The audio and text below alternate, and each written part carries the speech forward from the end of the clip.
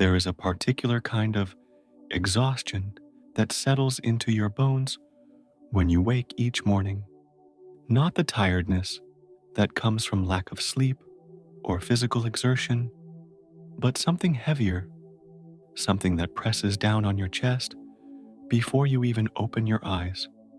You lie there in the dim light filtering through your curtains, and already you feel it, the weight of knowing too much, of seeing too clearly, of understanding what others refuse to acknowledge. And with that knowing comes a price you pay every single day, a price no one warned you about, a price that makes you wonder sometimes if ignorance truly was the sweeter path. You see the patterns now. You see them everywhere, in the forced smiles of colleagues who pretend everything is fine, while their eyes carry the unmistakable shadow of quiet desperation. In the rituals people perform to convince themselves their lives have meaning, the purchases they make, the relationships they cling to, the beliefs they defend with such ferocity, precisely because some part of them suspects these beliefs might be hollow. You see the machinery of self-deception operating in real time, and once you have seen it, you cannot unsee it. You cannot return to the comfortable fog where most people live. And this clarity, this terrible, unwanted clarity, has become your prison. The worst part is not the seeing itself. The worst part is that you must navigate a world built on illusions while being unable to participate in those illusions anymore. You must smile at the appropriate times, nod during conversations about things that strike you as fundamentally absurd, and pretend that the emperor is wearing beautiful clothes when you can see perfectly well that he is naked. You have become a stranger in your own life, watching yourself perform routines that feel increasingly hollow, increasingly empty, increasingly like a play you no longer believe in, but must continue acting in because there is no exit door marked clearly enough for you to find it.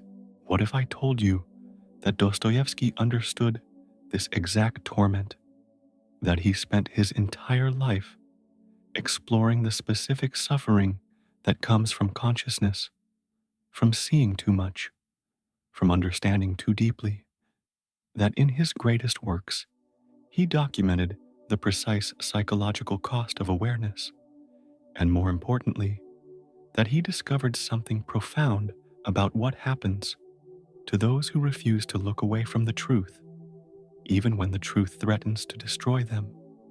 You are not broken. You are not weak for feeling crushed under the weight of your own perception. You are not cynical or bitter or damaged beyond repair. What you are experiencing is something Dostoevsky knew intimately, something he wrote about with such searing honesty that his words still burn more than a century after his death. You are experiencing the burden of lucidity in a world that runs on delusion. You are carrying the specific weight that comes from being awake while surrounded by sleepwalkers. And yes, you pay for it every day. But that payment, that suffering, that isolation, Dostoevsky would tell you it means something you have not yet fully grasped. In his notebooks, Dostoevsky wrote that consciousness is a disease, not metaphorically, not poetically, but literally a disease.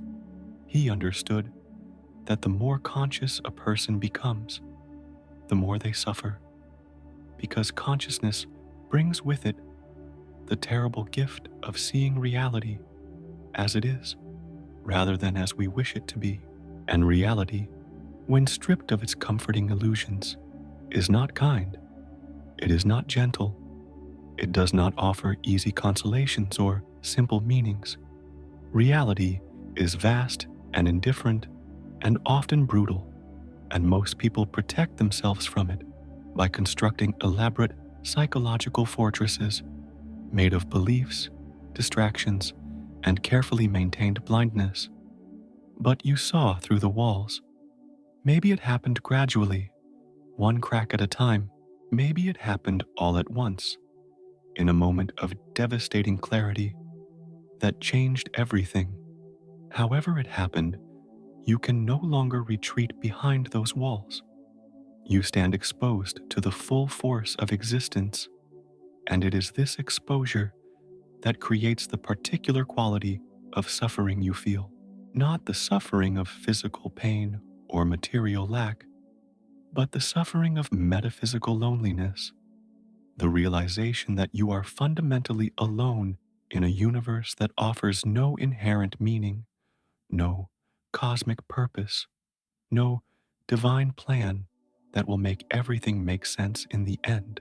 Dostoevsky explored this territory most profoundly through his underground man, that bitter, isolated consciousness trapped in a room beneath the earth, seeing everything, understanding everything, and unable to act because action requires a certain blindness, a certain faith in the meaningfulness of action that he no longer possesses.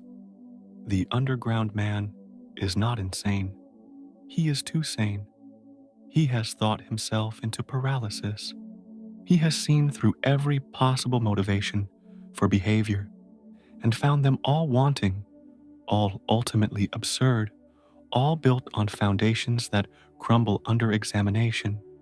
And so he sits in his underground room, conscious and suffering and alone, paying the price for his clarity every single day. When you walk through the world now, you notice things others miss. You see the desperation masked as ambition, the fear disguised as confidence, the emptiness dressed up as success. You watch people chase things they do not really want because they have been told they should want them. You observe relationships where both parties are performing versions of themselves they think the other person wants to see, neither one brave enough to reveal who they actually are. You witness the 1,000 small compromises people make, the daily betrayals of their own truth, the slow suffocation of their authentic selves beneath layers of social expectation and inherited belief. And the tragedy is that you cannot save them. You cannot shake them awake. You cannot force them to see what you see because they are not ready to see it. And even if they were, the seeing would destroy them just as surely as it is destroying you. So you remain silent. You nod. You play your part. And inside, you feel the growing distance between yourself and everyone around you, a distance that has nothing to do with physical proximity and everything to do with the unbridgeable gap between different levels of consciousness. This is what Dostoevsky meant when he said that consciousness is a disease, not because consciousness itself is bad, but because once you have it, you cannot function in a world designed for the unconscious. You become like Raskolnikov after the murder, wandering the streets of Petersburg in a feverish haze, unable to return to ordinary life, because you have crossed a threshold that cannot be uncrossed. You have eaten from the tree of knowledge, and paradise is close to you forever. But here is where Dostoevsky goes deeper than despair. Here is where his understanding transcends mere description of suffering and begins to illuminate something else. Because Dostoevsky discovered that this burden of consciousness, this terrible gift of seeing, is not just punishment, it is also initiation. It is the birth pangs of a new kind of human being, a person who can no longer hide from truth, but must learn instead to live in full acknowledgement of it. And this learning, this transformation, requires passing through fire. In Crime and Punishment, Raskolnikov believes himself to be extraordinary, believes he has the right to step over moral boundaries because he sees further than ordinary people. But his crime does not liberate him. It crushes him. It brings him to his knees. Only through suffering, through the complete breakdown of his intellectual pride, through the humiliation of confession and punishment, does he begin to discover something beyond his clever theories. He discovers that wisdom comes not from seeing through everything, but from seeing into something deeper than intellect can reach. He discovers that the heart has truths the mind cannot grasp, and that these truths are accessed not through clever reasoning, but through suffering, through humility, through the willingness to be broken and remade. You pay for your vision every day because you have not yet learned what Dostoevsky learned through his own suffering, through his years in Siberian prison camps, through his confrontation with death, through his epileptic seizures and his gambling addiction and his desperate poverty. You have not yet learned that the point of seeing is not to stand apart in judgment, not to feel superior to the blind masses, not to nurse your isolation like a badge of honor. The point of seeing is to be transformed by what you see, to let it break you open, to let it strip away every false thing you have built your identity upon until what remains is something raw and true and capable of genuine connection with other raw and true things. The underground man fails because he uses his consciousness as a weapon against the world and against himself. He turns his intelligence into an instrument of torture, endlessly analyzing, endlessly doubting, endlessly undermining every possible basis for action or connection or meaning. He becomes trapped in his own mind, a prisoner of his own lucidity. But Dostoevsky shows us other paths through his other characters. He shows us Prince Myshkin, who sees clearly but responds with compassion rather than judgment. He shows us Alyosha Karamazov, who understands human darkness but chooses love anyway. He shows us Sonia, who lives in truth without becoming hardened by it. These characters pay the price of consciousness too, but they pay it differently. They do not use their vision to separate themselves from humanity. They use it to bind themselves more deeply to humanity. They see the suffering, the delusion, the desperation, and instead of turning away in disgust or despair, they move closer. They offer presence. They offer witness. They offer the kind of connection that can only exist between people who have both stared into the abyss and chosen to remain human anyway. This is the secret Dostoevsky discovered, the truth hidden at the heart of his darkest novels. The burden of consciousness is real. The isolation is real. The suffering is real. But this suffering is not meaningless. It is the crucible in which a deeper kind of person is forged, a person who has been hollowed out by truth and can therefore contain more truth, a person who has been broken by reality and can therefore touch reality more directly, a person who has passed through the fire of awareness and emerged not destroyed, but transfigured.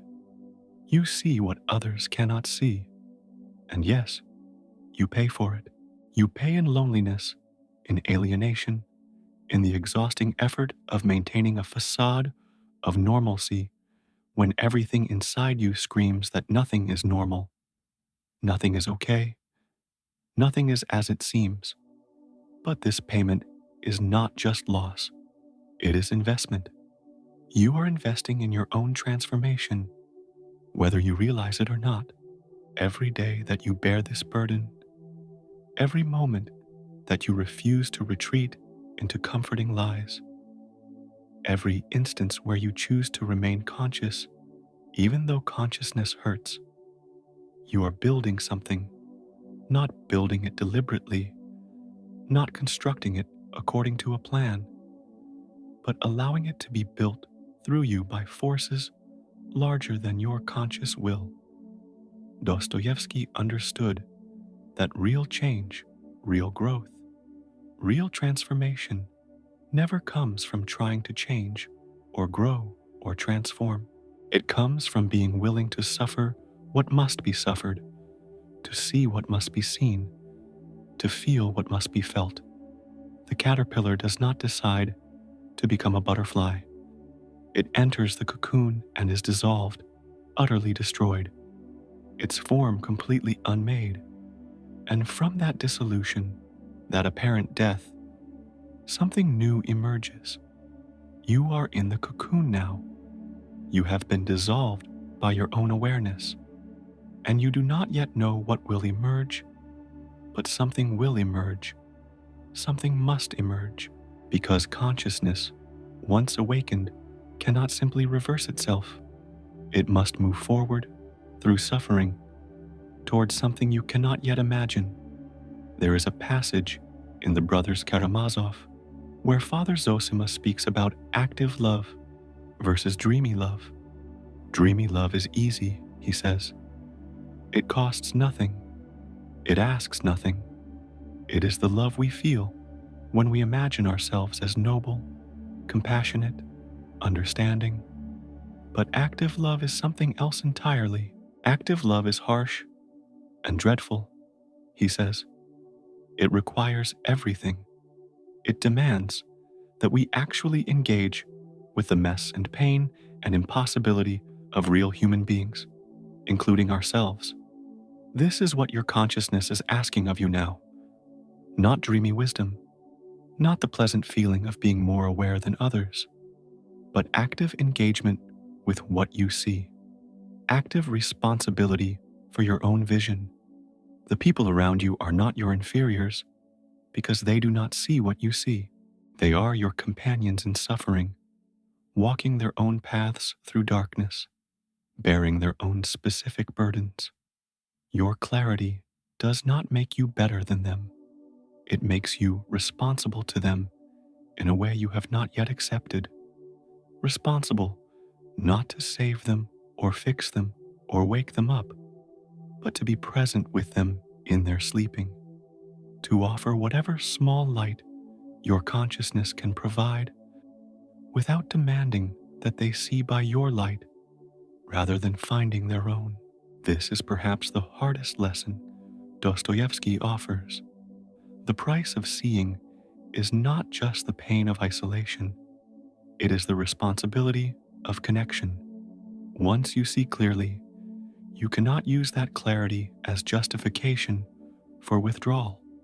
You must find a way to remain engaged with a world you can no longer believe in the same way, to participate in rituals you see through, while somehow maintaining your integrity. This is the tightrope walk. This is the daily crucifixion. This is why you feel exhausted before you even leave your bed in the morning. But consider this. What if the exhaustion is not a sign that you are failing, but a sign that you are succeeding? What if the difficulty of maintaining yourself in this liminal space, this space between seeing and not seeing, between consciousness and unconsciousness, between isolation and connection? What if this difficulty is itself the work? What if you are not meant to resolve the tension, but to live in it, to hold it, to let it reshape you day after day after day until you become someone capable of containing contradictions that would shatter a less developed soul? Dostoevsky wrote in his notebook, "Man is unhappy because he does not know he is happy." There is terrible irony in this statement, but also terrible truth.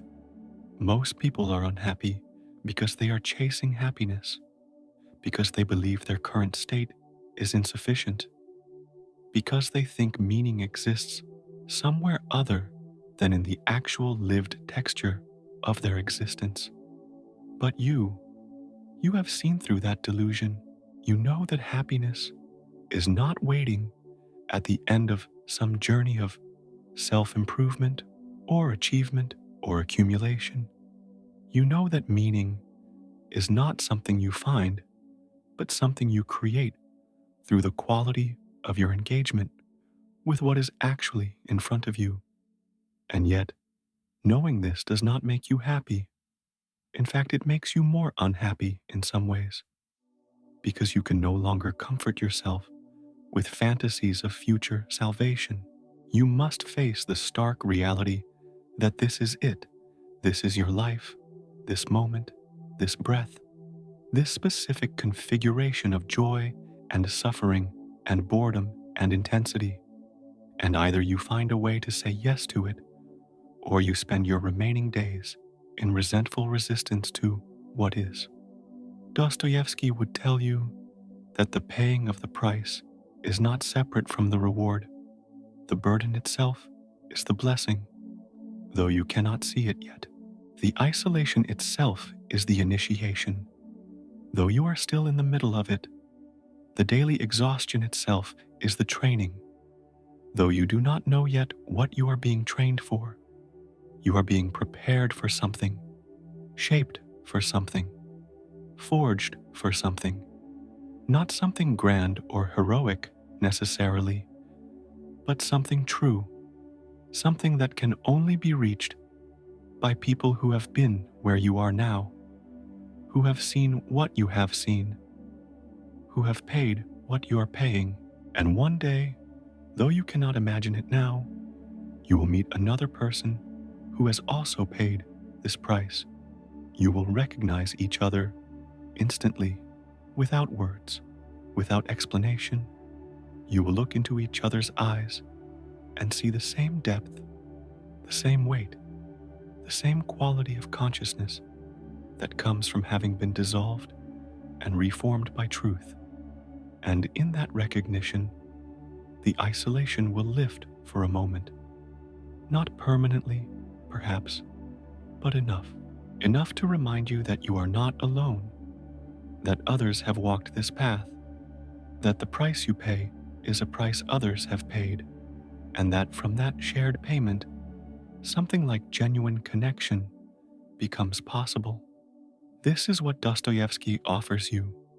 Not comfort, not solutions, not ways to make the burden lighter, but witness, recognition, the assurance that what you are experiencing is real and has been experienced before by others who survived it and were changed by it and went on to create works of staggering beauty and depth precisely because they refused to look away from what they saw, no matter how much it cost them. You saw what no one else sees. You pay for it every day. But the story is not over.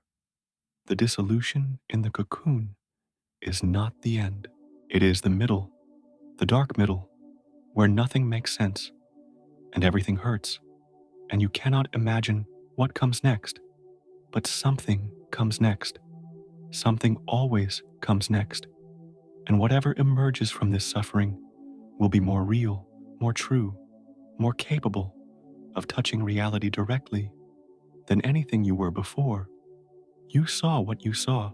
So when you wake tomorrow morning and feel that familiar weight settling over you, when you face another day of moving through a world that feels increasingly unreal, when you wonder how much longer you can maintain this exhausting performance, remember this. You are not failing. You are not broken.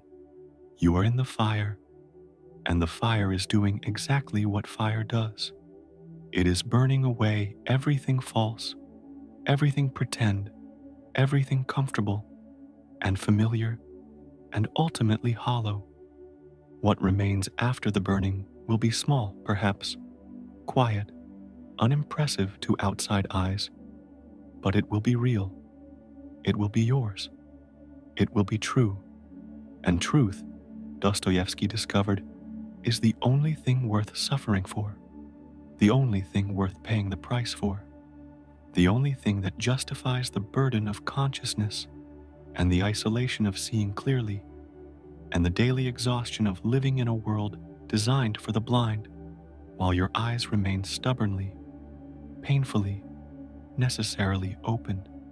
Tell me in the comments which part of this resonated most deeply with your own experience. Your story might be exactly what another person needs to hear to know they are not alone in paying this price. And if you want to continue exploring what Dostoevsky understood about the depths of human consciousness and suffering and transformation, subscribe for more reflections on the cost of seeing clearly and the strange gift hidden within that cost. Thank you for your presence here. Thank you for your willingness to look at what is difficult to look at. Thank you for paying the price